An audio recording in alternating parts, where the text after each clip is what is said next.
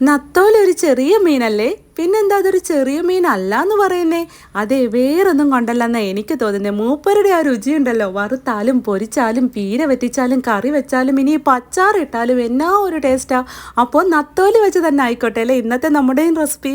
ഒരു ചട്ടി അടുപ്പത്ത് വെച്ച് കഴുകി വൃത്തിയാക്കി വെച്ച് നത്തോലി ഇട്ട് കൊടുത്ത് 10-20 ചെറിയുള്ളി തൊലി കളഞ്ഞ് വൃത്തിയാക്കി രണ്ടായി മുറിച്ചതും ഇട്ട് കൊടുത്ത് ചെറിയൊരു കഷ്ണം ഇഞ്ചി നീളത്തിൽ കനം കുറച്ചരിഞ്ഞത്, 2 പച്ചമുളക് രണ്ടായി മുറിച്ചത്, ഈ പുളിക്ക് ആവശ്യത്തിന് മാങ്ങ നീളത്തിൽ അരിഞ്ഞത്, ഇനി കുറച്ച് കറിവേപ്പില, 1 ടേബിൾ സ്പൂൺ വെളിച്ചെണ്ണയും ഒഴിച്ചു കൊടുത്ത് ആവശ്യത്തിന് ഉപ്പും ചേർത്ത് ഇളക്കി യോജിപ്പിച്ച് 1/4 ഗ്ലാസ് വെള്ളവും ഒഴിച്ചു കൊടുത്ത് ഒരു വാഴയില വെച്ച് അടച്ച് മൂടി മീഡിയം ഫ്ലെയിമിൽ ഒരു 15 മിനിറ്റ് വേവിക്കാൻ വെക്കാം.